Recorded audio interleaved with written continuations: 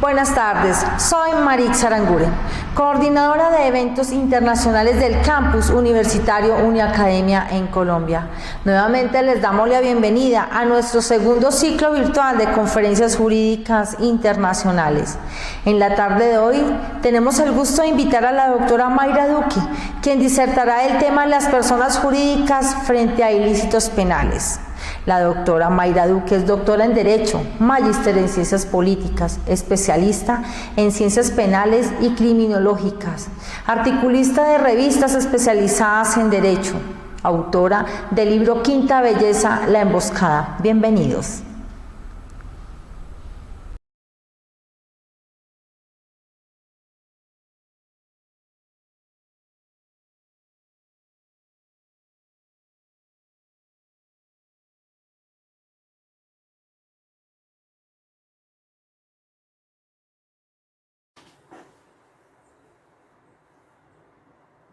Buenas tardes, reciban un cordial saludo. Agradezco a Uniacademia por la invitación a participar en este espacio académico. Extiendo igualmente el saludo a todas las personas que se encuentran presentes en este espacio, a quienes va dirigida mi breve disertación sobre las personas jurídicas frente a ilícitos penales, culpabilidad o responsabilidad. Mi propósito es presentarles una alternativa de responsabilidad de las personas jurídicas frente a ilícitos penales sin recurrir al derecho penal de corte tradicional. Por tanto, para llegar a este punto, haré la exposición de la siguiente manera. Primero, realizaré un mapeo general del desarrollo teórico más reciente sobre el tema. Luego expondré algunos argumentos para descartar en principio la tesis de culpabilidad dentro de los sistemas de responsabilidad penal individual y finalmente presentaré los lineamientos para un mecanismo de control de actos corporativos de incidencia penal en un sistema diferenciado de responsabilidad. Como pueden apreciar, el tema central de este trabajo se enfoca en la idea de que las personas jurídicas deben responder por su implicación en actos que lesionan bienes e intereses protegidos por el derecho penal. Aunque el tema no es nuevo, las construcciones teóricas sobre formas de responsabilidad no son concluyentes y las presiones se extienden cada vez más para incorporar regímenes de responsabilidad penal de las personas jurídicas en sistemas donde predomina la responsabilidad penal individual. Muy a pesar de lo complicado que resultaría establecer la culpabilidad en personas jurídicas según elementos subjetivos propios de personas naturales. En este sentido, parte de la presión viene desde la Organización para la Cooperación Económica y el Desarrollo, quien insta a los Estados parte a establecer un régimen eficaz de responsabilidad sobre las corporaciones, indicando que la vía es disponer, en cuanto lo permitan las particularidades legislativas de cada Estado, la responsabilidad penal de tales entes, con el añadido de que esa responsabilidad no debe quedar supeditada a la determinación de responsabilidad del órgano o persona física que ha actuado en su nombre. Adicionalmente, tanto la Convención contra el Cohecho, la Convención de Palermo contra el Crimen Organizado y la Convención contra la Corrupción promueven pautas de comportamiento para prevenir actos delictivos de las personas jurídicas y refieren ciertos enfoques de responsabilidad según el sujeto activo que provoca la carga para la persona jurídica. Si bien estas iniciativas políticas internacionales juegan un papel importante en la determinación de mecanismos de control contra estos entes, observamos que para la doctrina la concreción de tales iniciativas no tiene clara opción de respuesta. Desde finales del siglo pasado, Las orientaciones que pugnan entre admitir o no tal responsabilidad apuntan a la posibilidad de observar el derecho y la sociedad como un sistema, tal como lo observó Luhmann. Esta visión expone un concepto práctico desprendido de elementos subjetivos condicionantes por el que la sociedad ya no giraría en torno a los hombres, sino a las comunicaciones, para proyectar consecuentemente un cambio de paradigma en ciertas relaciones del derecho con las personas jurídicas. El detalle es cómo nuestros países pueden enmarcarse en el cambio de tales relaciones, habida cuenta que nuestros contextos legislativos, llámese Colombia, Venezuela, Chile o Perú, están dominados por el fundamento clásico del delito, es decir, por el que admite la acción típica, antijurídica y culpable de una persona física, esencialmente por entender la culpabilidad como un juicio de reproche que se dirige a la persona capaz de reflexionar sobre el sentido de la norma, y por entender la acción como un acto externo que modifica la realidad, pero que contiene la voluntad orientada hacia una finalidad en el sentido expresado por Hans Kelsen. Ahora bien, entre la acción y la culpabilidad es el aspecto más complicado de resolver a la hora de admitir la responsabilidad penal de las personas jurídicas. Por tanto, las iniciativas para atender el asunto se encuentran entre 1. Mantener el sistema de responsabilidad penal individualista, pero con matices del principio de culpabilidad. 2. La de cambiar ese sistema por otro moderno que incluya coherentemente a ambos sujetos de derecho. Y 3. La de construir un sistema propio de responsabilidad de las personas jurídicas fuera del derecho penal, independiente de las personas naturales. La primera alternativa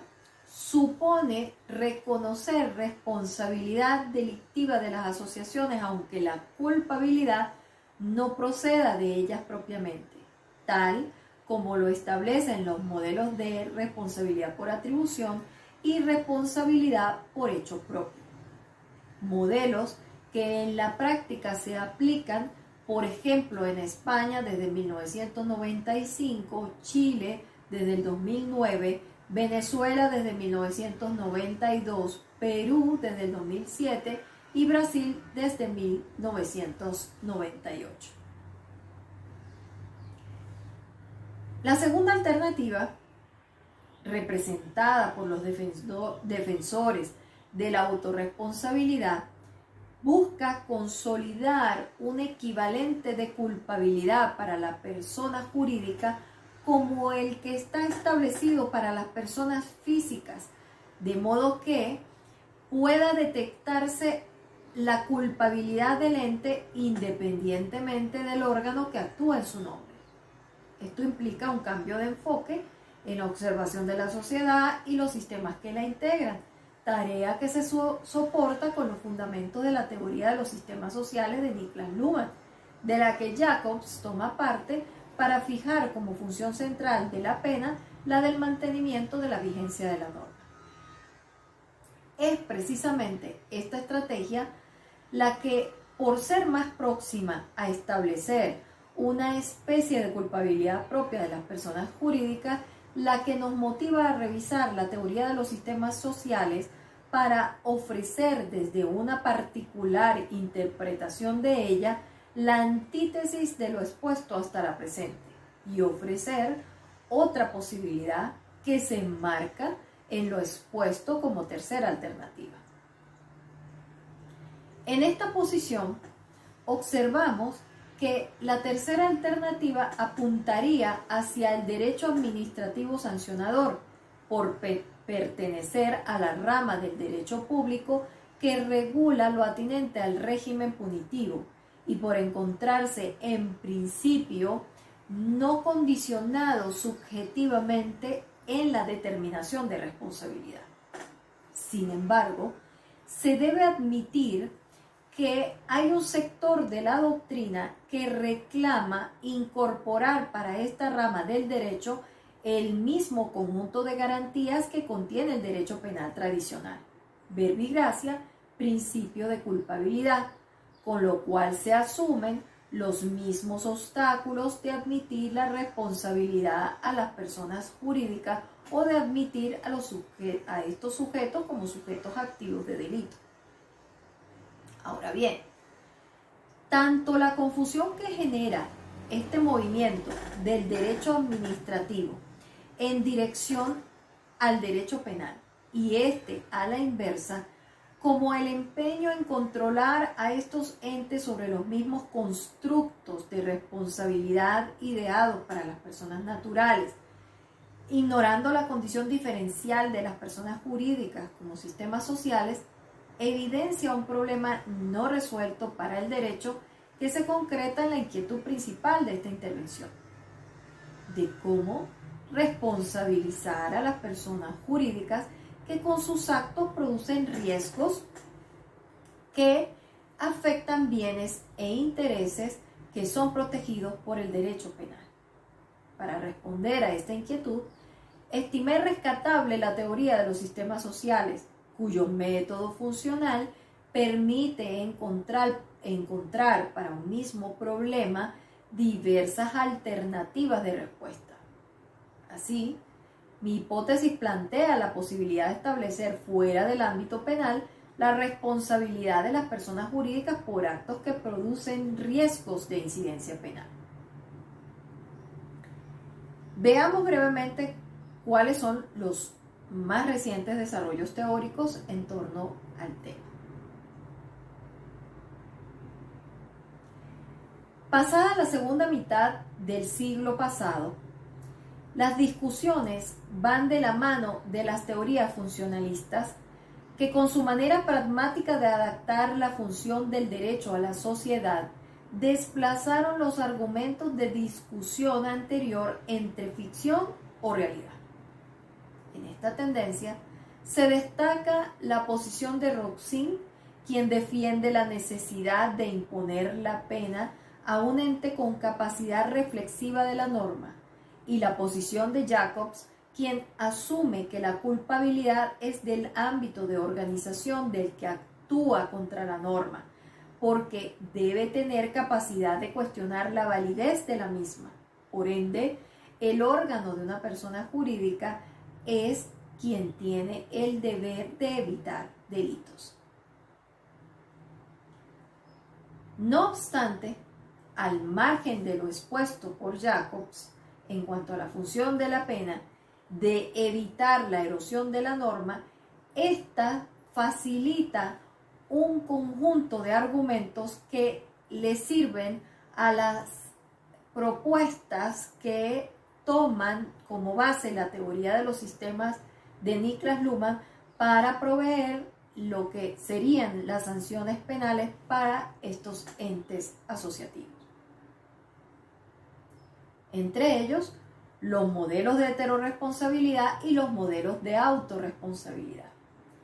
Los primeros, que son los que se apegan a las estructuras normativas tradicionales de la teoría del delito, para establecer alguna forma de responsabilidad de estas entidades,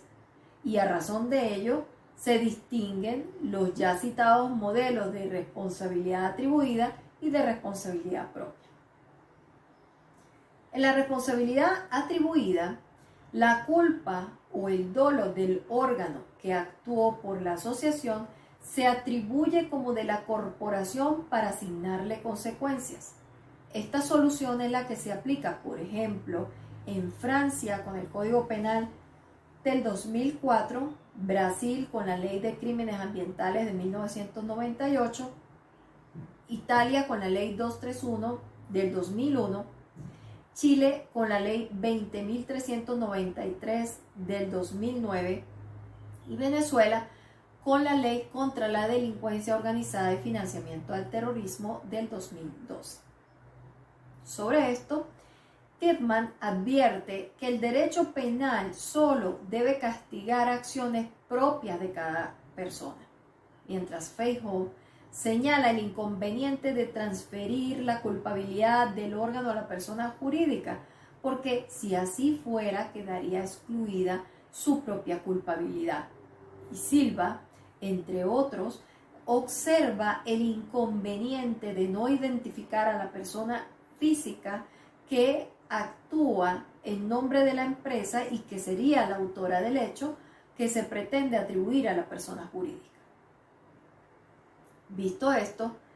el Código Penal suizo dispone la responsabilidad de las personas jurídicas aun cuando no se determine responsabilidad individual alguna. Esta disposición configura el modelo de responsabilidad por hecho propio, es decir, una responsabilidad de estructura anónima en cuanto a la intervención individual, aunque de todos modos resulte compatible con la atribución de responsabilidad individual a la persona o las personas físicas que realizan directamente la actuación delictiva. Bajo esta modalidad se encuentran el Código Penal Español del 2015 y la Ley Penal del Ambiente del 2012. Este modelo, según Silva, acusa dificultades para determinar dónde cabe localizar el referido hecho propio, cómo singularizar los elementos de tal hecho y en cómo fundamentar la sanción a la empresa por un hecho propio en sí mismo considerado, sin una tipificación de las posibles formas de organización peligrosa en que puede incurrir estos entes. Ahora bien, en los modelos de autorresponsabilidad por los que se defiende la determinación de los elementos del delito en la propia persona jurídica, se emplean gran parte de los argumentos de la teoría de los sistemas sociales de Niklas Luhmann. En este contexto, Tiedemann identifica la culpabilidad de la persona jurídica en su falta de organización para controlar internamente la agrupación en orden al cumplimiento de la ley. Lampe señala que la persona jurídica debe ser castigada por el injusto del sistema y por el carácter imprudente de una filosofía u organización empresarial. Heine afirma una culpabilidad de hecho por conducta debida como una culpabilidad por la conducción de la empresa. Nieto dedica su atención a la idea de culpabilidad de la empresa como una infracción continuada de deberes de organización. Y Gómez Jara, que propone una tesis de culpabilidad empresarial a partir de la teoría de los sistemas autopoéticos, según la cual la empresa es culpable por defectos de organización que favorecen una cultura defraudatoria de la norma, cultura que desdice el rol del ciudadano corporativo fiel al derecho que debe ser la persona jurídica. Y fuera del ámbito penal, se encontró que el derecho administrativo sancionador, ámbito jurídico no condicionado ontológicamente a elementos subjetivos en la determinación de responsabilidad, viene trabajando en el reconocimiento para sí de las garantías que distinguen al derecho penal, por lo que se expone al mismo inconveniente de qué culpabilidad exigir a las asociaciones, situación esta que insta a la aplicación matizada del principio de culpabilidad para las personas jurídicas. Además, para los contextos legislativos que no admiten la responsabilidad penal de las personas jurídicas, la opción sancionatoria administrativa es la que subyace, aunque en algunos casos subsistan las dos alternativas, con o sin control del non bis in idem. Esta situación tiende a confundir los límites de alcance del uno y del otro. De allí los reiterados esfuerzos por deslindarlos doctrinaria y normativamente bajo criterios cualitativos o cuantitativos. Destáquese que la iniciativa garantista que se reclama para el derecho administrativo sancionador hace que un nuevo sistema administrativo sancionador se parezca más al viejo penal y el nuevo penal se parezca más al viejo administrativo sancionador. En nuestro criterio, este movimiento genera la sospecha de una pérdida de sentido de la diferenciación de los subsistemas jurídicos mencionados, pues se refleja un progresivo paralelismo entre ellos, mostrando que el sistema de derecho administrativo sancionador no está generando en sus propias operaciones las expectativas normativas que lo condicionan. Adicionalmente, la revisión normativa comparada nos revela paralelismos y contradicciones que afectan la eficiencia del sistema jurídico, pues no hay un criterio uniforme en la reacción ante ciertos actos corporativos, aunque sí coinciden en defender un supuesto efecto simbólico de prevención de delitos, efecto que por demás no está demostrado fehacientemente que funcione en las personas naturales que sí tienen capacidad reflexiva, con el agregado que tampoco representa la función primera de la pena para el postulado teórico que respalda las pretensiones de culpabilidad empresarial, es decir, la de evitar la erosión de la norma o reafirmar la vigencia de la misma. Bien, dado que la tesis de culpabilidad empresarial expuesta por Gómez Jara se aproxima a ofrecer una solución teórica al problema que nos ocupa, presentaré algunas observaciones que me permiten de momento descartar esta opción para proveer en su lugar a una alternativa extrapenal.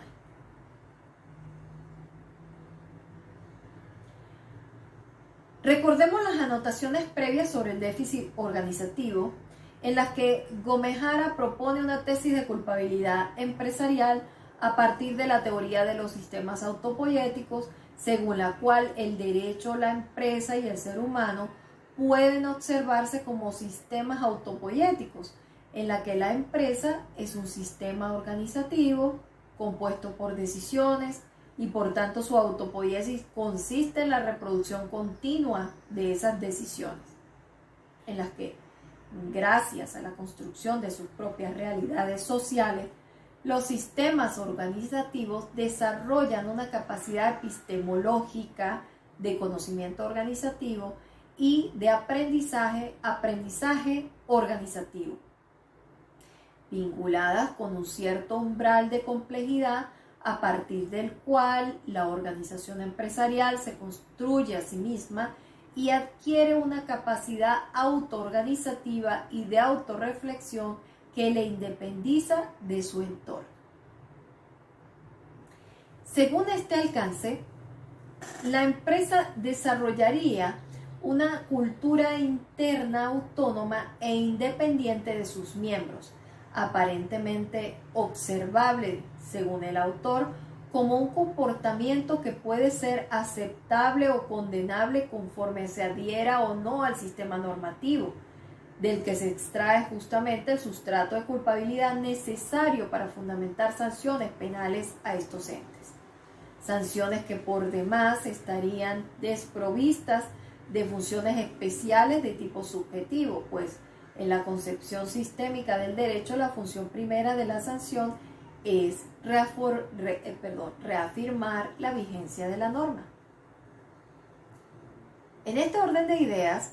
los elementos tradicionales del delito se hacen aplicables a la persona jurídica en tanto unidad con capacidad normativa, es decir, por representar un constructo jurídico que las coloca frente al derecho en el mismo punto de individualización de posibilidades de comportamiento, como destinatarios de expectativas, dado que la empresa figura como ciudadano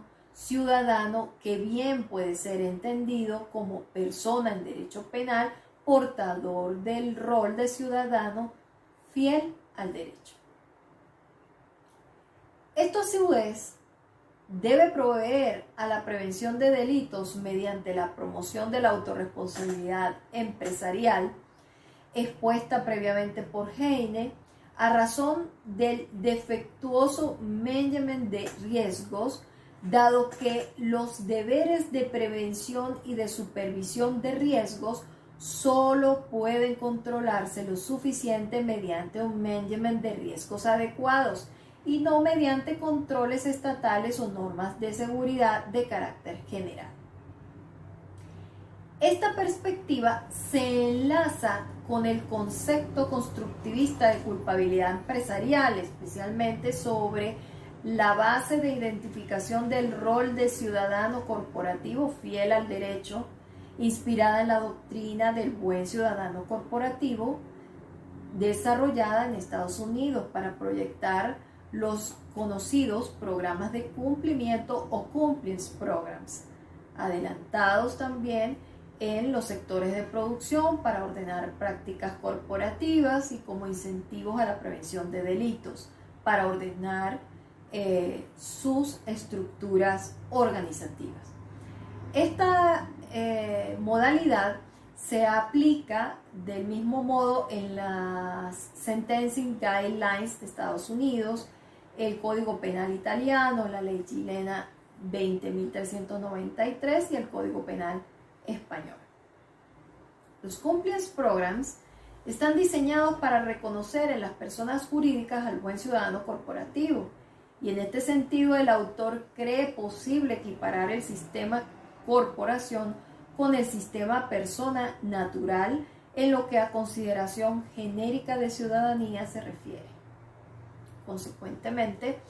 la persona jurídica que no se adapta a esas normas de convivencia y no se autorregula comete, según Gómez Jara, delito.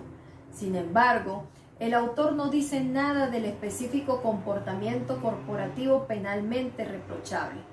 Tampoco explica por qué, si lo que se castiga es el déficit organizativo, cómo es que también debe persistir la responsabilidad penal individual. Asimismo,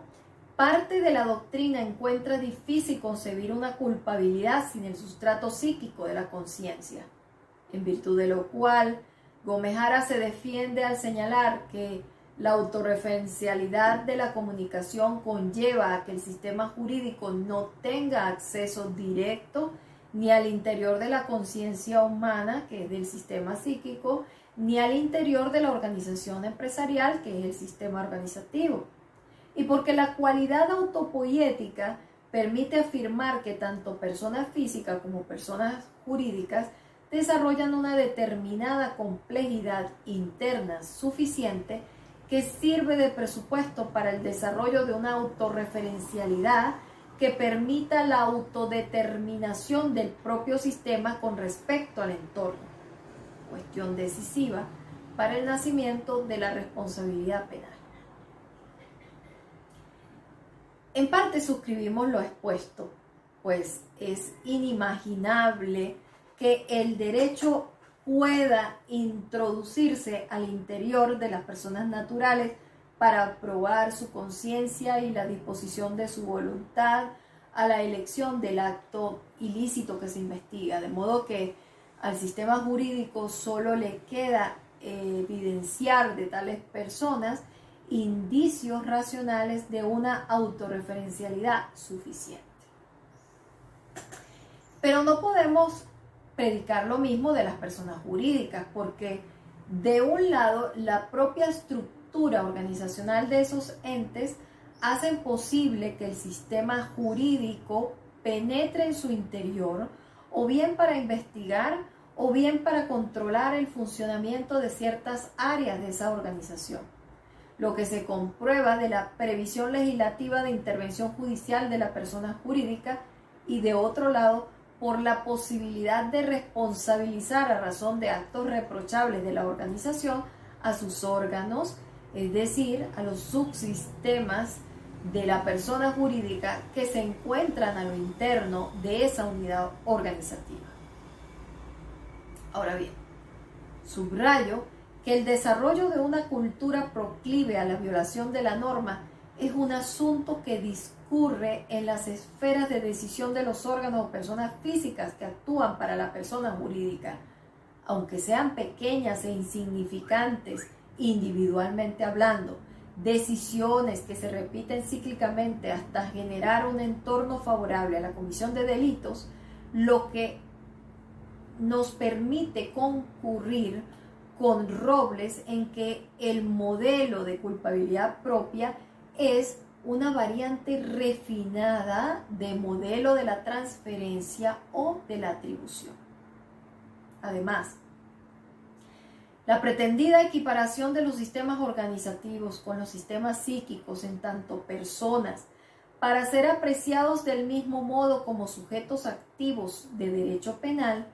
encuentra su traba, según Gracia, en que la forma jurídica persona no equivale per se a sujeto de derecho penal ni de cualquier otro orden sancionador de infracciones de normas de conducta, pues solo el ser humano puede ser sujeto de todo orden jurídico sancionador y especialmente el punitivo. Frente a esto, creemos que en todo momento el sistema jurídico debe anticiparse a la defraudación de sus normas por parte de sus destinatarios, incluidas las personas jurídicas, lo que debe hacer informando previamente su reacción con dispositivos adecuados a reafirmar el sentido de la norma y mantener la estabilidad social, algo que resulta lógico según el principio de legalidad. Claro está que lo dicho no implica que aceptemos equiparar personas jurídicas con personas físicas a efectos de imputación penal. Y esto es así porque creemos definitivamente que son sistemas distintos, con modelos de organización distintos, que exhortan al sistema jurídico a darles un tratamiento diferente. Por tanto, analizando los mismos fundamentos de la autorreferencialidad y la autopoiesis, podemos afirmar lo siguiente. En primer lugar, la autorreferencia y la autopoiesis de los sistemas constituye, a nuestro entender, una descripción general del funcionamiento, reproducción o modificación de los sistemas, útil para entender la dinámica social y más propiamente la dinámica de relaciones de los sistemas con el entorno. No obstante, esta condición destaca la diferencia de cada sistema respecto a otros, diferencia que proyecta a su vez la unidad con una identidad propia y diferencia que desarrolla en la unidad un modo de operaciones propio. En consecuencia, habiendo salvado Luhmann la diferencia entre sistemas sociales, personas jurídicas, y sistemas psíquicos, personas naturales, nos limita a admitir que expectativas normativas penales constituidas originariamente para personas físicas o naturales puedan comunicarse idénticamente a las personas jurídicas. Dada la diferencia entre estos, el sistema jurídico debe reconocer las particularidades organizativas de los destinatarios de la norma para hacer posible la comunicación de sus expectativas, de modo que la puedan comprender y procesar. Ciertamente, la tesis de culpabilidad ha insistido en que las personas jurídicas pueden ser destinatarias de las mismas normas jurídico-penales que originariamente han sido dirigidas a los sistemas psíquicos, pues tales normas son normas de contacto, que no persiguen una incidencia directa en dichos sistemas, sino más bien indirecta, en el sentido de una dirección de contexto. Pero en nuestra percepción, esa dirección de contexto, para que tenga sentido, debe fijar u orientar situaciones específicas que incidan directamente sobre el asunto que se desea ordenar,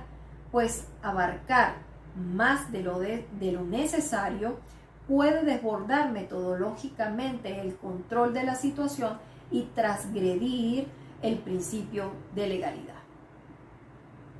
Por otra parte, cada contexto representa una situación con unas condiciones específicas distintas a cualquier otra,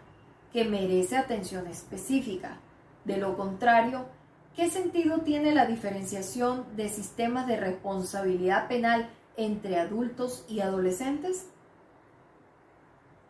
En segundo lugar, parte del alcance de la cualidad autopoética es que la organización genera tantos sistemas parciales como sean necesarios para reducir la complejidad que están llamados a comprimir. Entonces, la persona jurídica es un sistema social integrado por un variable número de subsistemas parciales que producen comunicación dirigida a realizar las expectativas de la organización. Expectativas que a su vez deben afirmar las expectativas normativas, dado que existen por reconocimiento del sistema jurídico. Esta forma operacional resume que un número de personas físicas acuerda constituir y poner en marcha una organización para el desarrollo de un objeto social conforme a derecho, lo que formalmente delimita ad inicio la expectativa de la misma, que en caso opuesto, un objeto social contrario a derecho haría sucumbir a la persona jurídica antes de emerger, a menos que decidan optar por la vía de hecho para funcionar, lo que amerita otro tipo de tratamiento que no viene al caso a discutir en esta disertación. Posteriormente, estando en funciones la organización, la realización de actos contrarios a la ejecución del objeto social declarado ad initio de la persona jurídica, aunque no constituyan un delito propiamente, y la realización de actos paralelos al cumplimiento del objeto social, pero favorecedores de actos ilícitos, niegan la expectativa organizacional y la expectativa legal. En el primer supuesto, por dedicarse a algo distinto a lo que se esperaba formalmente de la organización. Y en el segundo supuesto, sumado a lo anterior, por defraudar normas específicas de protección a los bienes o intereses afectados. Tales actos, por obra de la misma organización, dependen de subsistemas, pues por pequeña que sea, la persona jurídica exige la división del trabajo para cumplir con sus funciones, mientras cumple con las expectativas normativas, lo que supone que personas físicas que actúan como órganos de la persona jurídica tienen el poder de selección de las comunicaciones relevantes para la organización y de la selección de las comunicaciones que resultan relevantes para el entorno,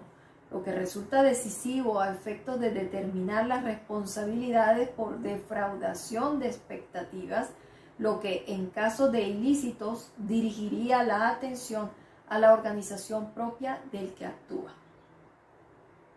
Tercer lugar.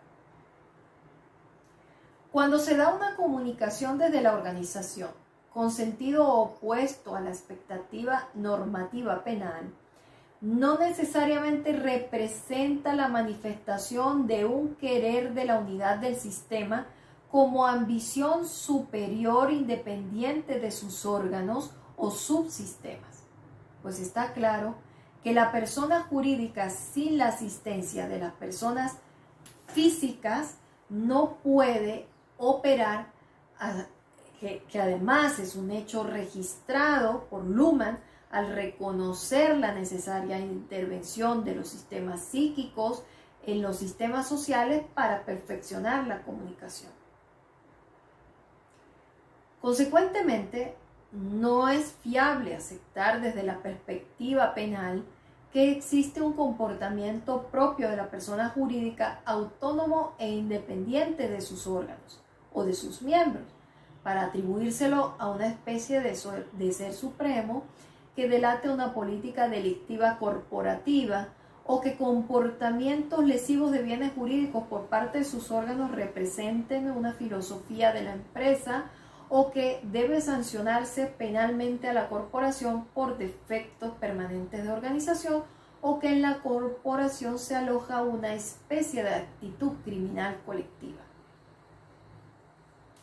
Esto nos resulta difícil consentir porque el punto de partida de una decisión que, por ejemplo, emita controles de la organización para favorecer la comisión de ilícitos como el lavado de activos,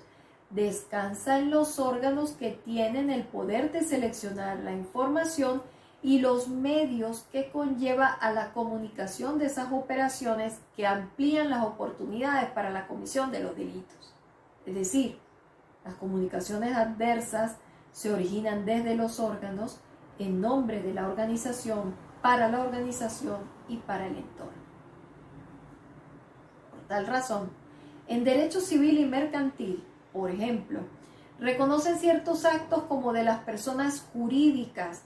cuando son consentidos por sus representantes legales, lo que evita que cualquier miembro de la organización comprometa o afecte los derechos e intereses de la misma. En consecuencia, los actos corporativos son tales porque el mismo sistema jurídico regula las condiciones para aceptarlos como de la persona jurídica, a sabiendas de que son acreditados, acordados o permitidos por las personas físicas que la asisten.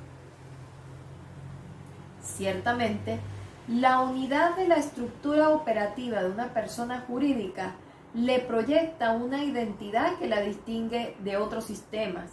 lo que sirve para desglosar qué comunicaciones o actos pertenecen a esa unidad y cuáles no. Operación que se repite al interior de la persona jurídica en tantos subsistemas como disponga establecer para reducir la complejidad de su propia función. Pero pensemos por un momento en corporaciones multinacionales con filiales en diferentes países y en diferentes localidades. Si bien las directrices globales vienen de un centro de mando, cada filial debe evaluar otras variables, dadas las complejidades sociojurídicas, políticas y económicas del contexto en el que le toca instalarse y desarrollarse. Esta eventualidad puede conllevar a que ciertas filiales, no todas, puedan, conforme al contexto en que les toca operar, cumplir las directrices de la casa matriz y favorecer, si fuera el caso, con sus decisiones u omisiones, oportunidades para la comisión de ilícitos. En consecuencia, queda la duda respecto de las filiales que no concurren en esas operaciones, bien porque la casa matriz conoce las limitaciones o bien porque la destine a cumplir el giro normal de sus actividades, en cuyo caso no necesariamente coloca a esa filial en dominio de la información que delata operaciones criminales desde otras filiales, de forma que pueda evidenciarse la supuesta cultura o filosofía delictiva de la unidad englobante que contiene la casa matriz con sus filiales. Concretamente, la posibilidad de controlar los actos defraudatorios de la norma de parte de las corporaciones no se reduce exclusivamente a la posibilidad de enmarcarlos dentro del sistema penal. Por ello, concurrimos con Pastor. Es cierto que la sociedad ha evolucionado y que ha pasado de ser una sociedad de individuos a convertirse en una sociedad de organizaciones. Sin embargo, ello no significa que el derecho penal deba transformarse para extender el concepto de responsabilidad penal a esas organizaciones. Finalmente, ante sistemas que no son equivalentes, lo aconsejable es definir expectativas normativas diferenciadas para que pueda darse efectivamente la comunicación de las mismas mientras se resguardan las conquistas que ya han sido alcanzadas por el derecho penal tradicional. Porque además el derecho tiene otras posibilidades de resolver en su estructura el problema jurídico que se plantea. En este sentido, el derecho administrativo sancionador puede proyectar un subsistema para las personas físicas y otro subsistema para las personas jurídicas. Esta opción, hasta este momento, es una alternativa de lege ferenda para responder a las irritaciones que las corporaciones producen a la sociedad. De esta forma, nos incorporamos al tercer punto de esta disertación. El sistema que propongo es un sistema de estabilización de actos corporativos que en lo sucesivo denominaré como SEAC. Este sistema dispone como necesaria la previsión de control no solo de la iniciativa de emprendimiento, sino del funcionamiento de ese sistema que se emprende. Por ello, estimula la delimitación de plataformas para guiar y estabilizar los inputs y outputs respecto a las personas jurídicas. En este modelo se toma en cuenta la diferencia sistema-entorno, en la que sistema es persona jurídica y entorno el sistema psíquico, lo que nos sirve para delimitar lo siguiente. 1. Que si la comunicación que se genera en el órgano se aparta de la expectativa interna de la organización, de tal modo que en el código binario acorde, no acorde, aparezca no acorde a la función de la entidad, tal comunicación, aunque emane del órgano, no es comunicación que responda a la expectativa corporativa formalmente declarada. Si la persona jurídica no llegara a reaccionar frente a comunicaciones adversas de sus órganos, es decir, si no se autorregula, supondría, contrario a imaginar que se ha instaurado una cultura organizativa de defraudación normativa, supondría su progresivo desmoronamiento, ya que la entidad, al no proveerse de operaciones propias que reaccionen a sus inestabilidades,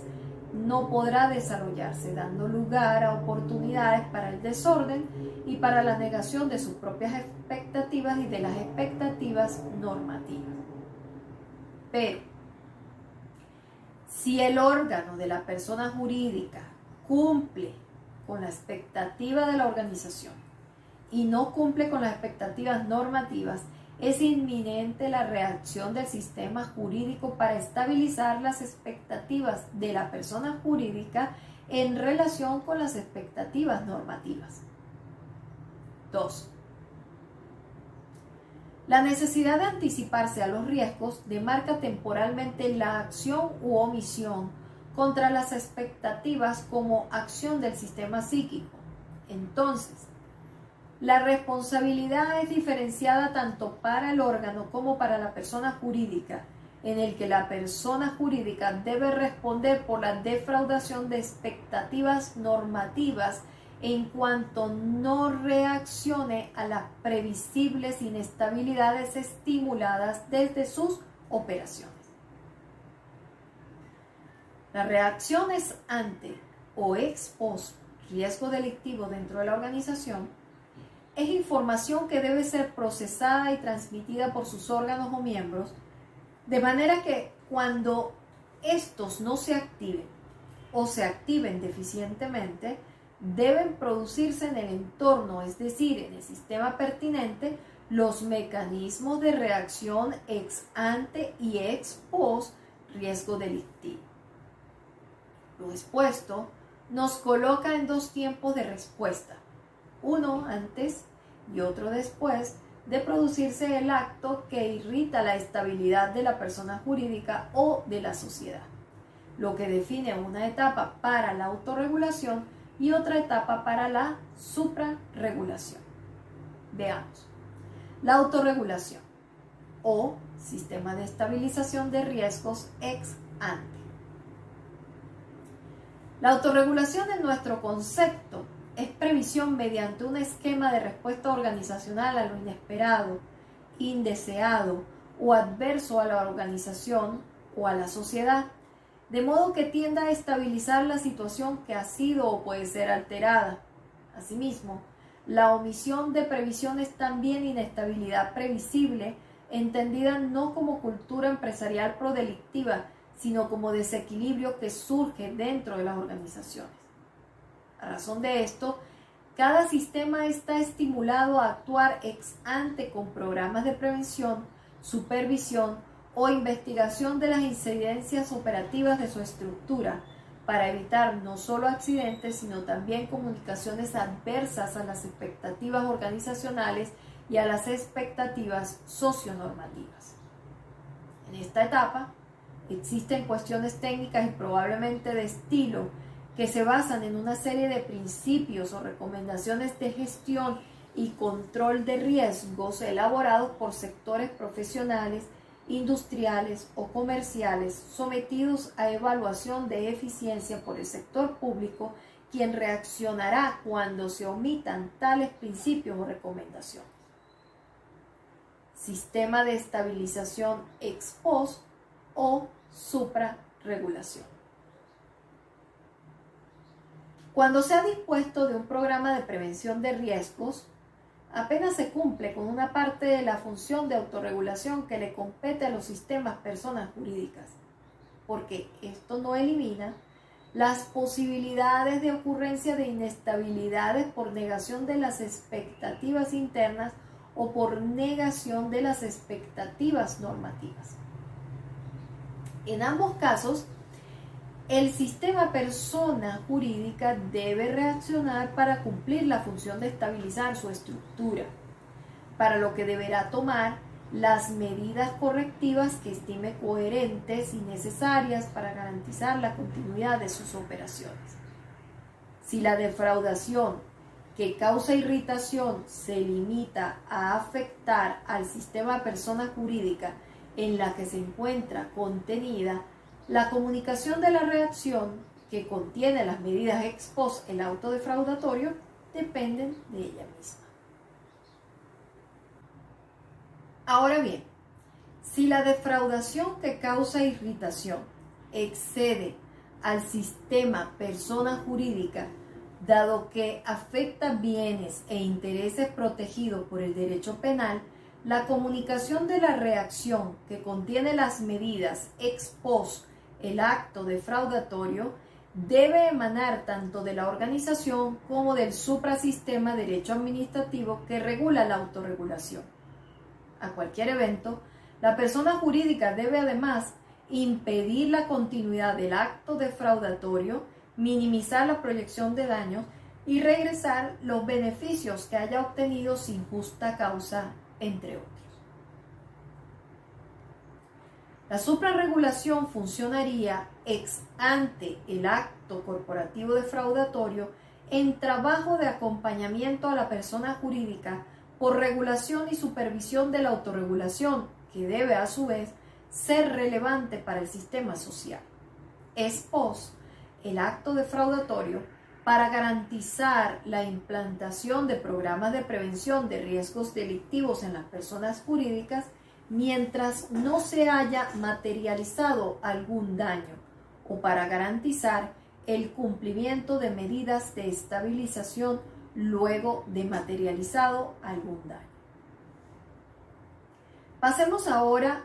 a exponer lo que serían los criterios conformadores del SEAC.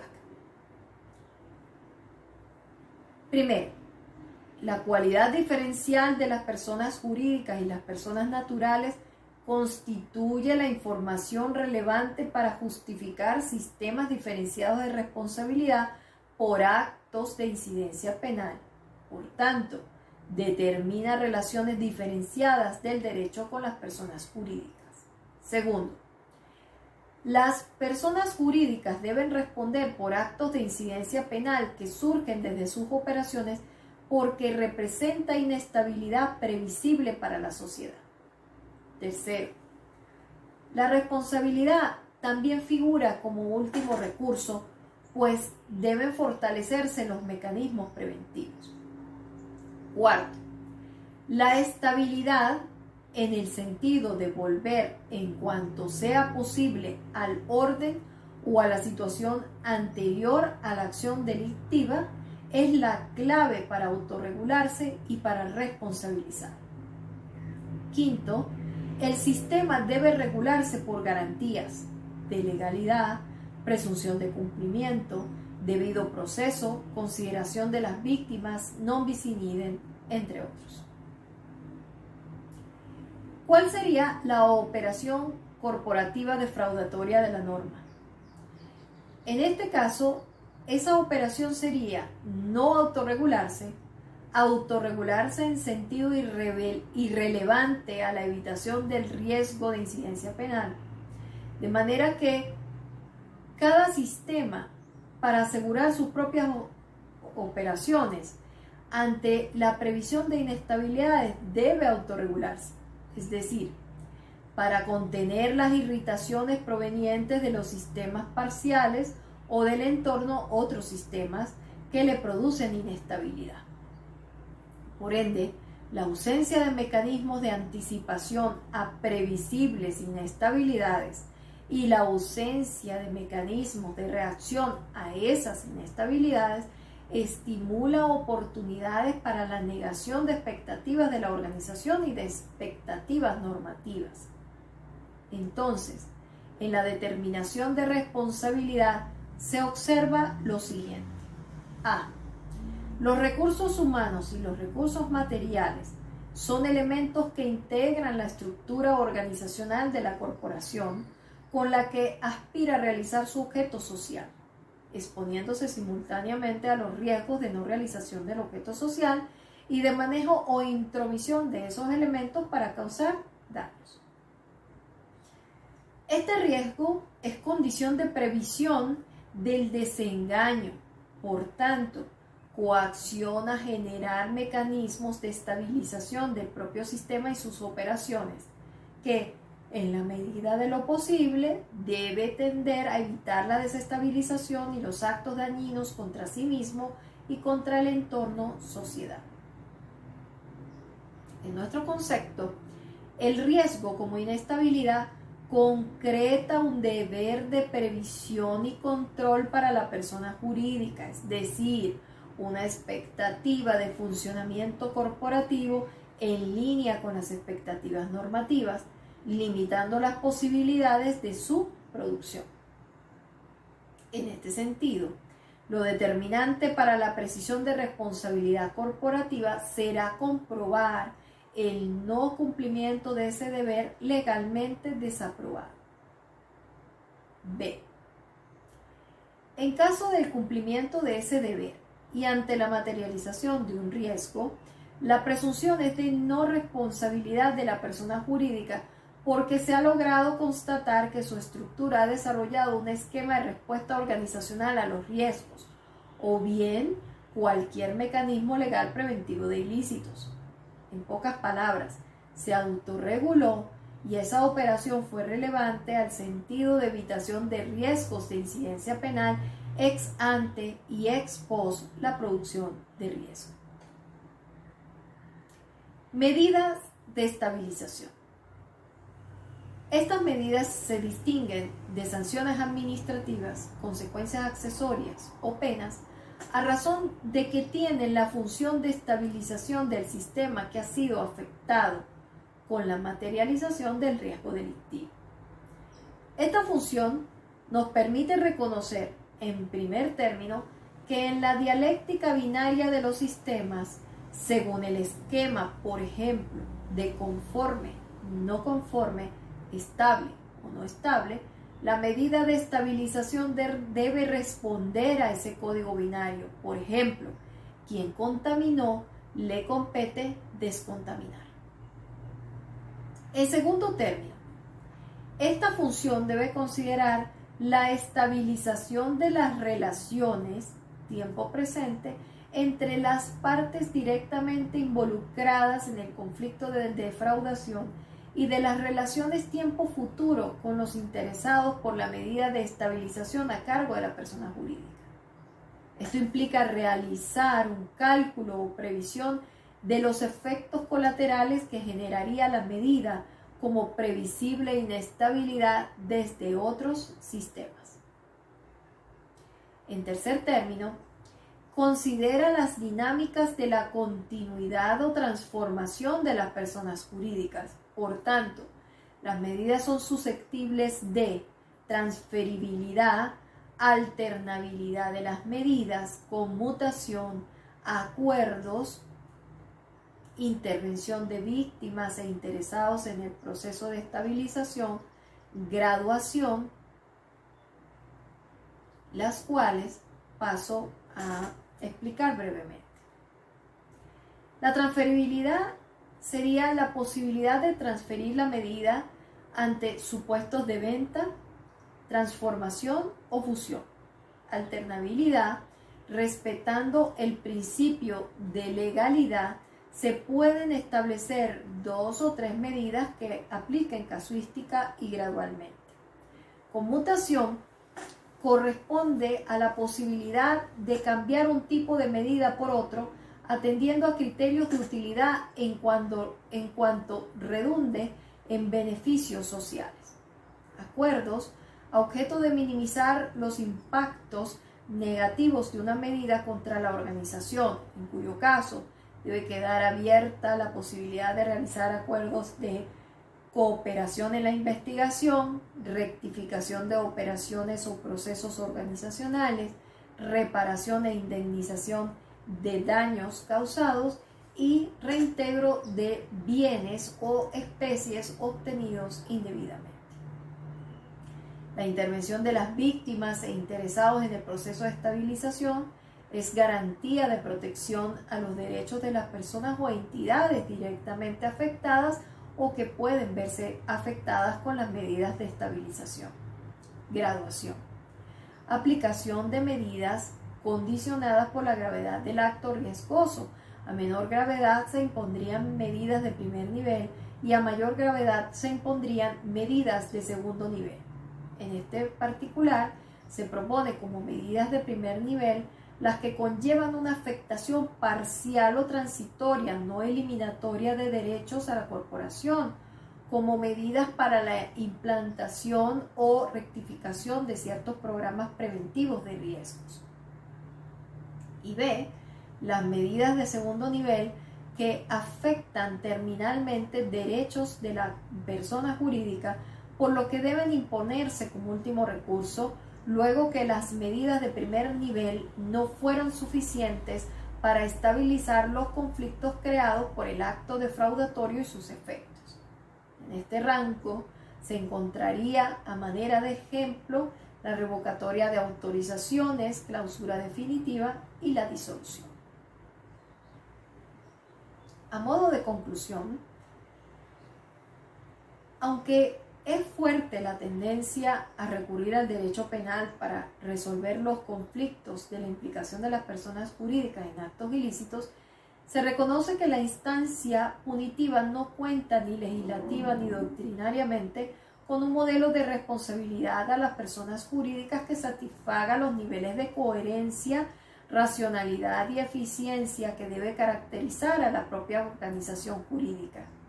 Por tanto, frente a la innegable incompatibilidad del condicionamiento subjetivo de la responsabilidad penal, el derecho administrativo sancionador es el llamado de modo inmediato a responder frente a este asunto. La circunstancia de que algunas de las más connotadas propuestas punitivas corporativas tienden a una objetivación de la instancia penal con el formato teórico de los sistemas sociales de Niklas Luhmann, nos permite recurrir a la misma base teórica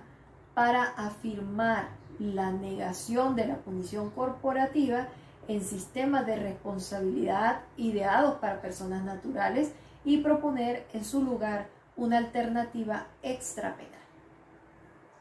Finalmente, este modelo es apenas una posibilidad, entre muchas otras, de que puede disponer el sistema jurídico para resolver el problema que nos ocupa.